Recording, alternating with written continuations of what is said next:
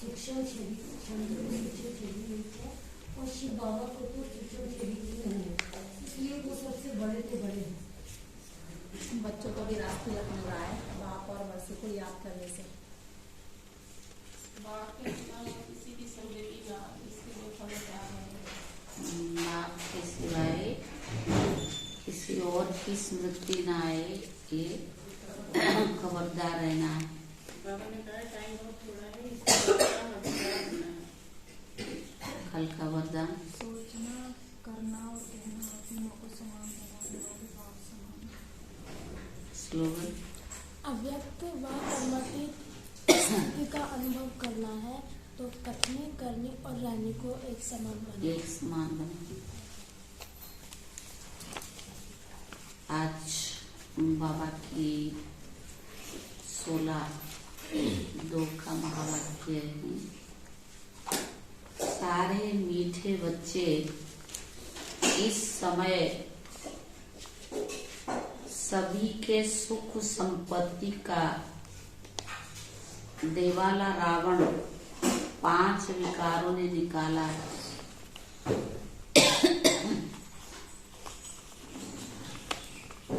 इस समय सभी के सुख संपत्ति का देवाला रावण 5 विकारों ने निकाला है। तुम अभी रावण रूपी दुश्मन पर जीत पाकर जगत जीत बनते हो। तुम अभी रावण रूपी दुश्मन पर जीत पाकर जगत जीत बनते हो।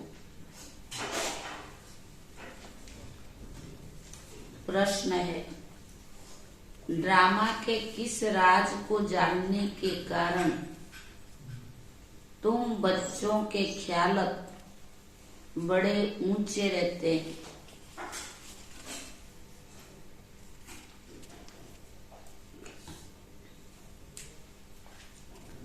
ड्रामा के किस राज को जानने के कारण तुम बच्चों के ख्यालत बड़े ऊंचे रहते हैं?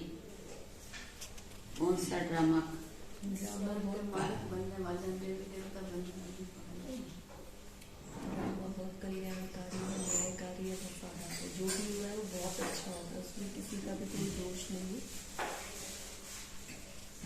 उत्तर है, तुम जानते हो ड्रामा अनुसार ऑटोमेटिकली प्रभाव निकलता जाएगा। तुम जानते हो ड्रामा अनुसार ऑटोमेटिकली प्रभाव निकलता जाएगा। फिर भक्तों की भीड़ लगेगी। फिर भक्तों की भीड़ लगेगी। उस समय सर्विस नहीं हो सकेगी।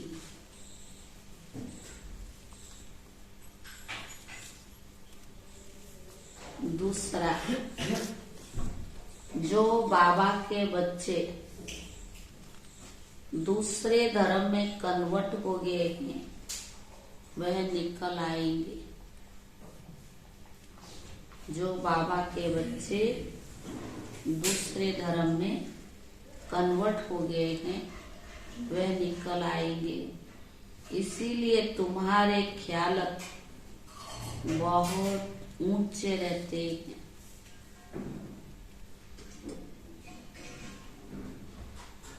कि कहां से कोई निकले जो बच्चा बन बेहद के बाप से वर्षा ले।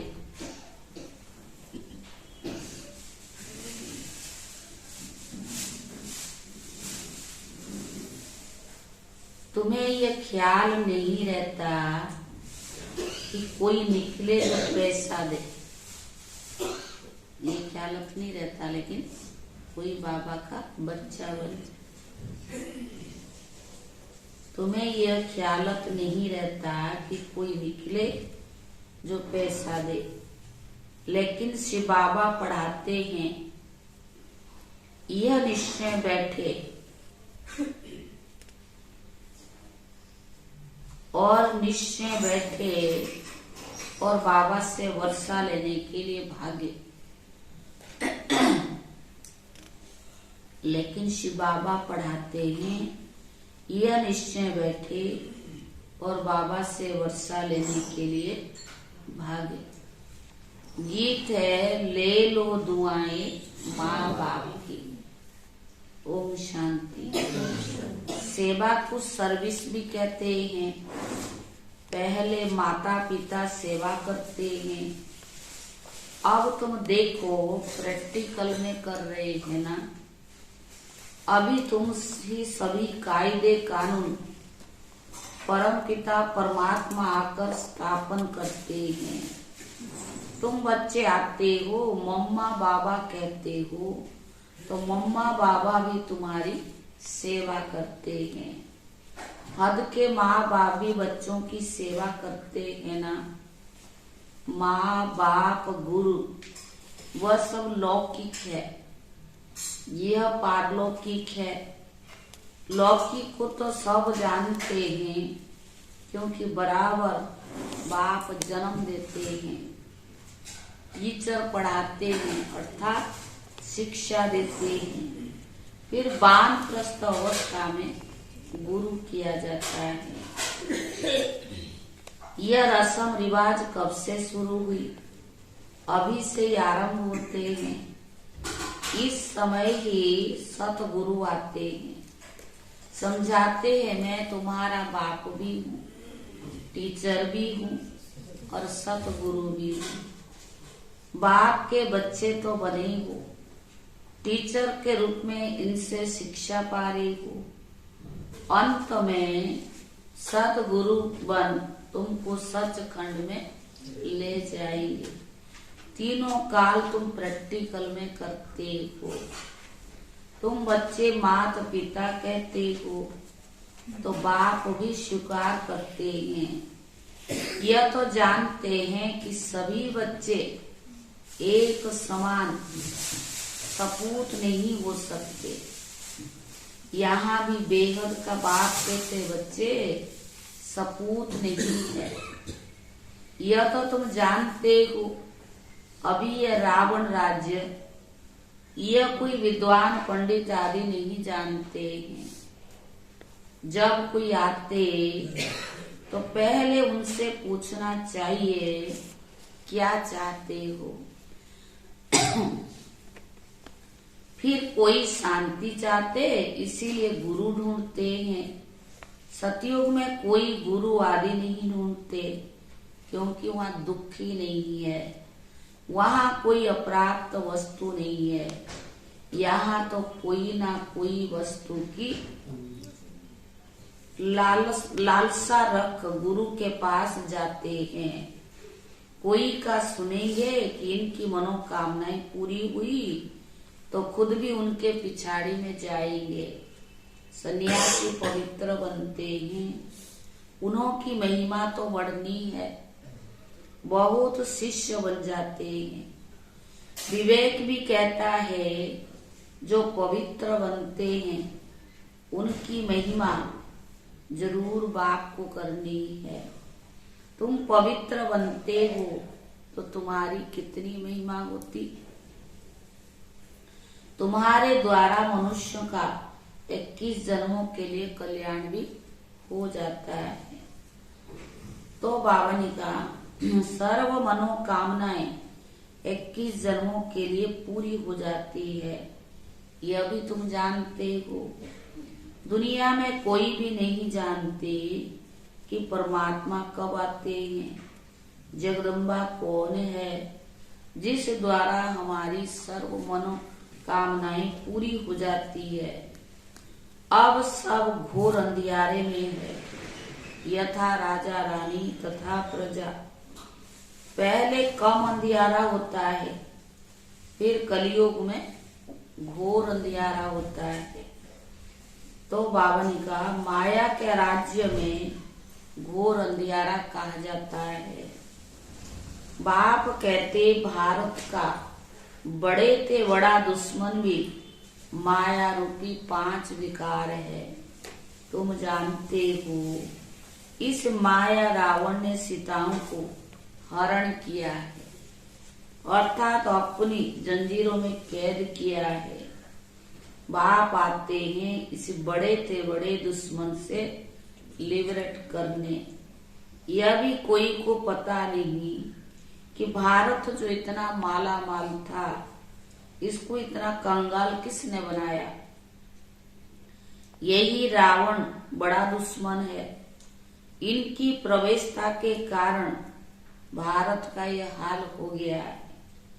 कहा जाता है तुम्हारे में क्रोध का भूत है, परंतु मनुष्य समझते नहीं कि पांच विकारों को भी भूत कहा जाता है।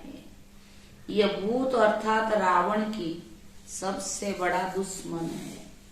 ऐसे नहीं कि मुसलमान व क्रिश्चियन ने भारत को कंगाल बनाया, नहीं, सबके सुख संपत्ति का देवाला इस रावण ने ही निकाला है।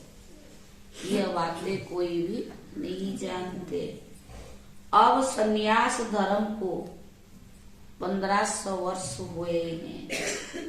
उन्हों की संख्या बहुत वृद्धि को पाई हुई है। वृद्धि को पाते पाते अब आकर जर्जरीभूत अवस्था को पहुंचे हैं। तुम्हारा अब सतह प्रधान नया झाड़ है। तुम अभी रावण के साथ युद्ध कर रही हो। गीता में रावण का नाम नहीं है। उन्होंने फिर हिंसक युद्ध दिखा दी है। बाप कहते तुम 5 विकार रूपी रावण पर जीत पाने से जगत जीत बनेंगे। अन्य सभी धर्मों को तो वापिस जाना है, क्योंकि सतयुग में होगा एक ही धर्म, एक राज्य। सो जिन्होंने कलप पहले किया था, 5000 वर्ष पहले जिन्होंने किया, जो सूर्यवंशी बने वही सतो प्रधान नंबर 1 क्या बने, वही नंबर 1 राज्य करेंगे। फिर पुनर्जन्म लेते लेते अभी तो बहुत वृद्धि हो गई है। कल सबने ग्रुप में मैसेज पढ़ा था। जी। कितने लोग पढ़े? फिर कैसे काम चले? तो बाबा ने कहा वैसे इसमें भी ब्रह्म समाजी, आर्य समाजी, सन्यासी आदि कितने हैं, वंडर है ना। तो सभी भारतवासी एक आदि सनातन देवी देवता धर्मों के है ना। सिजरा तो ऊपर से वही चला आता है ना। भारत खंड है सच खंड, जहाँ बाप आकर देवी देवता धर्म में ट्रांसफर करते हैं। यह तुम बच्चे जानते हो। पहले 7 रोज भट्टी में रख शूद्र से ब्राह्मण बनाना पड़ता है। सन्यासियों को तो वैराग आता है, जो जंगल में चले जाते हैं। उन्हों का रास्ता ही अलग है, घर बार छोड़कर जाते हैं। उन्हों को कोई तकलीफ नहीं है। हाँ, मनसा में संकल्प आएंगे, काम विकार से तो छूट जाती है, बाकी क्रोध आता है। आता क्रोध उन्हों को कोई, बाबा ने कहा उनमें भी नंबरवार होते हैं। कोई उत्तम, कोई मध्यम, कोई कनिष्ठ। किसमें? क्रोध में। हाँ, तो बाबा ने कहा कोई तो एकदम डट्टी भी होते हैं। सतयुग में भी भले सुखी हो तो सुखी सब होते हैं, परंतु नंबरवार मर्तबा तो है ना। सूर्यवंशी राजा रानी प्रजा, चंद्रवंशी राजा रानी और प्रजा, उत्तम मध्यम कनिष्ठ होते। यह भी सभी धर्म में होते हैं। तो बाप सभी राजवैद समझाते हैं। इस मार्ग में मुश्किल बहुत है। संन्यास मार्ग में इतनी नहीं है। उन्होंने तो बैराग आया, संन्यास लिया, खलास। कोई कोई तो फिर फैल भी होते हैं, यानी वापस आ जाते हैं। बाकी जो पक्के होते हैं उन्हों को वापस आना मुश्किल है। यहाँ तो ये ग्रस्त व्यवहार में रहते, पवित्र रहना है। बाबा समझाते बच्चे, बहादुर वो है जो दोनों इकट्ठा रहे और बीच में ज्ञान योग की तलवार हो। ऐसे कहानी भी है कि उसने कहा कि घड़े वाले सिर पर रखो, परंतु तेरा अंग मेरे अंग से ना लगे, अर्थात विकार की भावना बिल्कुल ना हो। उन्होंने फिर शरीर समझ लिया है। बाबा बात सारी विकारों की है, अर्थात बिल्कुल नंगा नहीं होना। काम अग्नि में कभी जलना नहीं, ये बड़ी मंजिल है। प्राप्ति भी बहुत बड़ी है।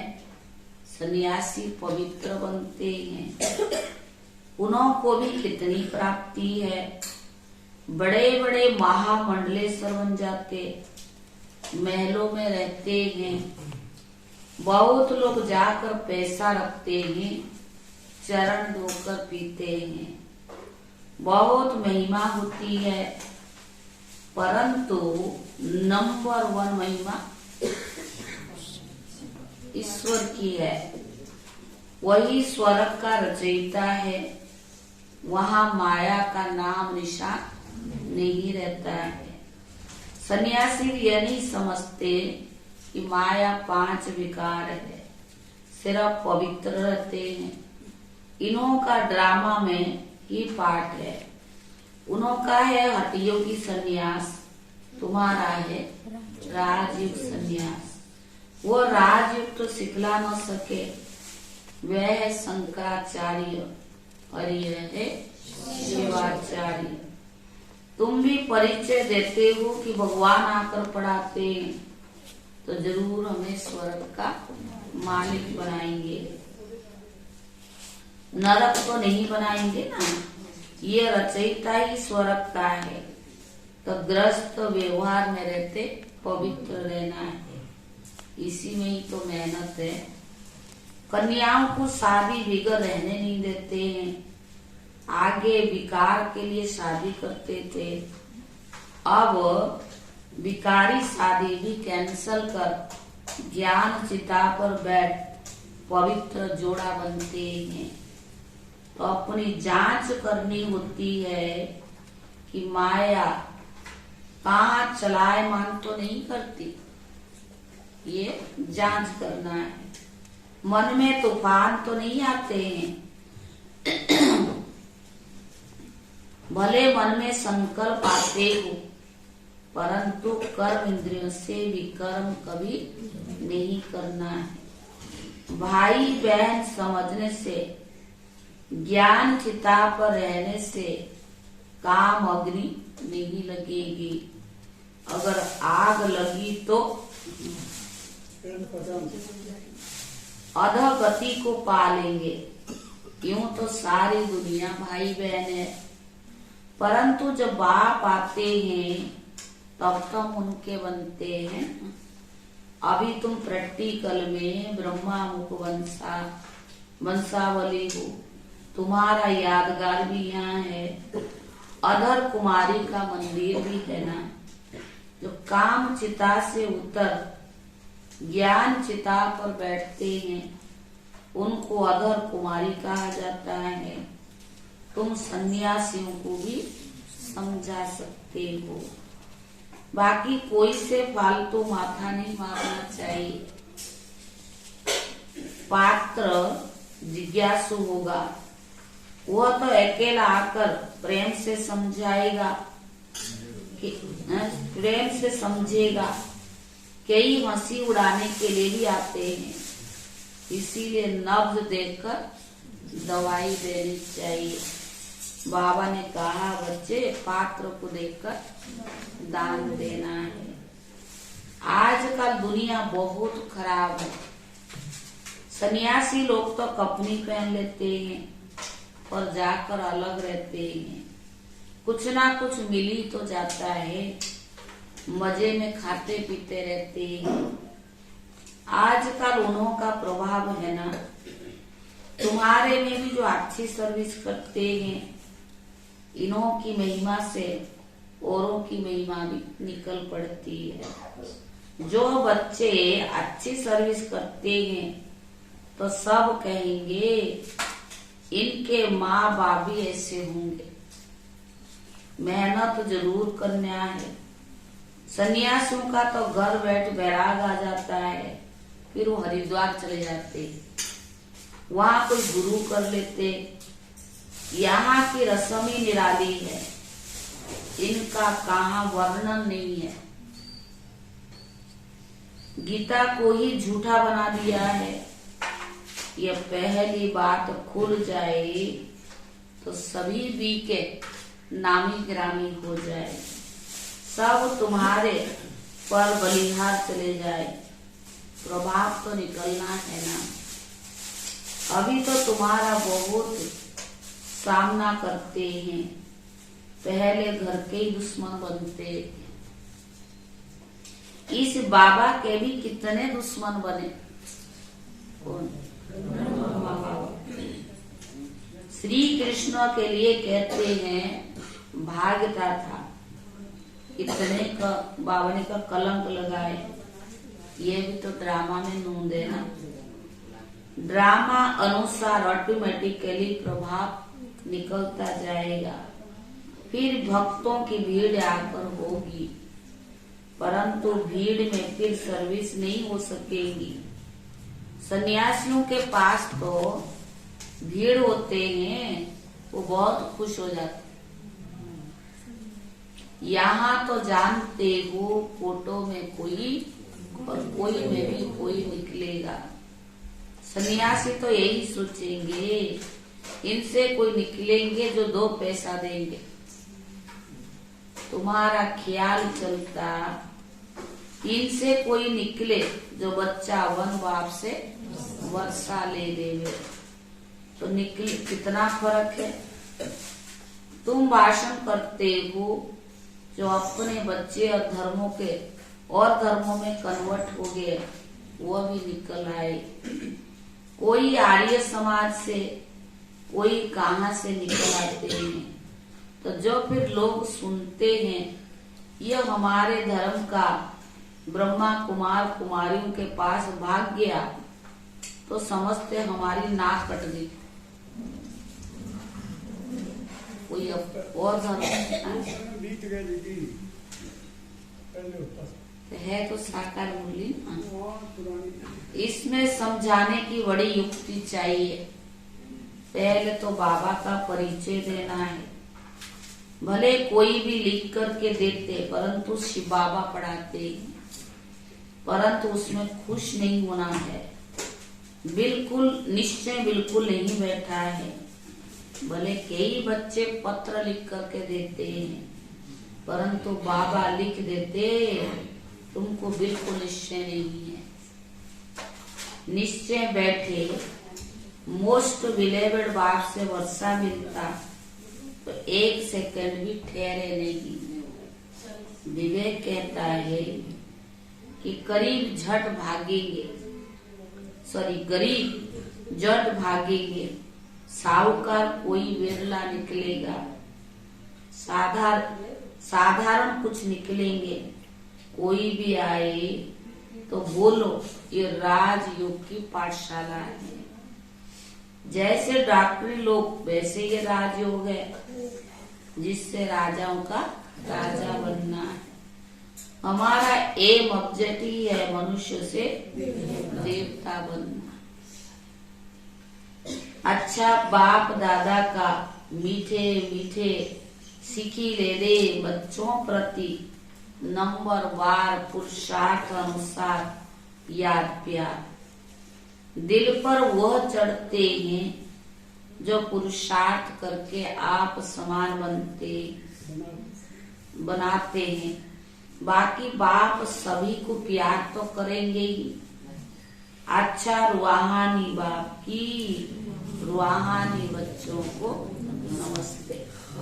रूहानी बच्चों की तरफ से रूहानी बाप दादा को याद प्यार और नमस्ते। धारणा के लिए मुख्य सार। पहला है, कर्म इंद्रियों से कोई भी विकर्म नहीं करना है।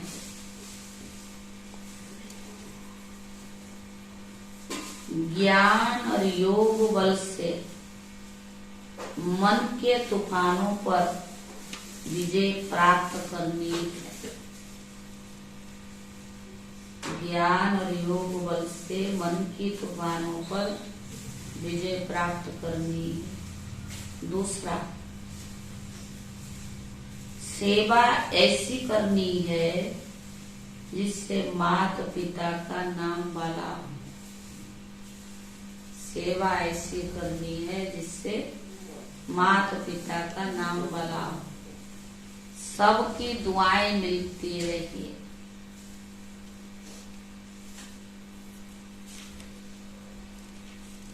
वरदान।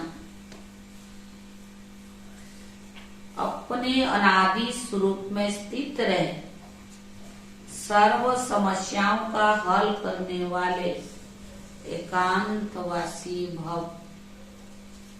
अपने अनादि स्वरूप में स्थित रहे, सर्व समस्याओं का हल करने वाले एकांतवासी भव। आत्मा का स्वधर्म, स्वकर्म, स्वस्वरूप और स्वदेश शांत है।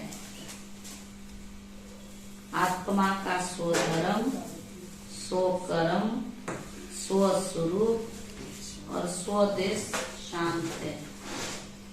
संगम युग की विशेष शक्ति साइलेंस की शक्ति है।